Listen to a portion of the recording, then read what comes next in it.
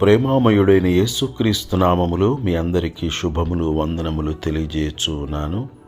ప్రియులరా, ఈరోజు దేవుని వాగ్దానము అపోస్తులుడైన పేతురు రాసిన మొదటి పత్రిక 5వ అధ్యాయము 7వ వచనము. ఆయన మిమ్మును గూర్చి చింతించుచున్నాడు గనుక మీ చింత యావత్తు ఆయన మీద వేయుడి.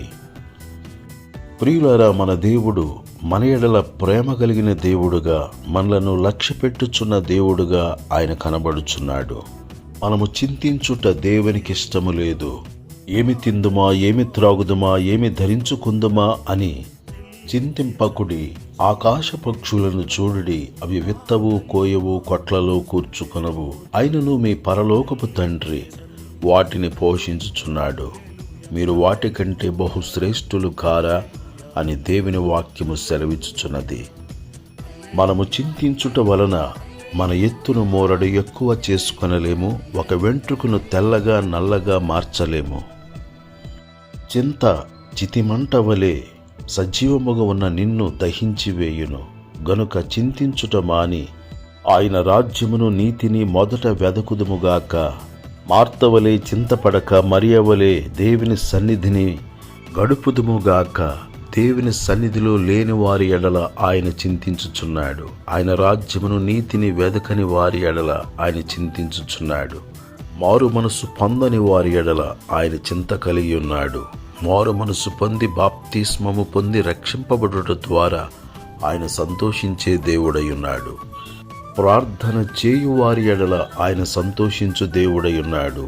ప్రార్థన చేయని వారి ఎడల ఆయన చింతపడే దేవుడై ఉన్నాడు. దేనిని గూర్చి చింతపడకుడి, గాని ప్రతి విషయములోనూ ప్రార్థన విజ్ఞాపనముల చేత కృతజ్ఞతాపూర్వకముగా మీ విన్నపములు దేవునికి తెలియచేయుడి. అప్పుడు సమస్త జ్ఞానమునకు మించిన దేవుని సమాధానము మీ హృదయములకును మీ తలంపులకును కావలియుండును. ప్రియులారా, మనమందరమును దేవుని రాజ్యమును నీతిని వెదుకుదుముగాక, ఆయన సన్నిధిలో గడుపుదుముగాక, ఆయన సన్నిధిలో ప్రార్థించుదుముగాక, ఆయన వాక్యానుసారముగా జీవించుదుముగాక. తద్వారా దేవుని చింతను తొలగించుదుముగాక, మన చింతలను తొలగించుకొందుముగాక.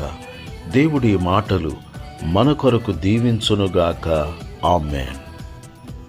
దయగల మా తండ్రి, ప్రేమగల మా యేసు ప్రభువా, నిన్ను స్తుతిస్తున్నాము. ప్రతి ఒక్కరి చింతలను తొలగించుమని, ప్రతి ఒక్కరి విచారములను కొట్టివేయమని, గొప్ప ఆనంద సంతోషములతో నీ బిడ్డలు నింపుమని ప్రార్థన చేయుచున్నాను. మారాలాంటి అనుభవమును మధురముగా మార్చిన యేసయ్య, నీ బిడ్డల అంగలార్పును నాట్యముగా మార్చుమని, ప్రతి ఒక్కరూ నీ రాజ్యమును నీతిని వెదకి నీ సన్నిధిలో గడుపుచు, నీ సన్నిధిలో సంభాషణ చేయుచు గొప్ప సమాధానమును పొందునట్లు నీ కృపను అనుగ్రహించుమని క్రీస్తు యేసు పరిశుద్ధమైన నామములో ప్రార్థన చేసి అడుగుచున్నాను తండ్రి. ఆమేన్.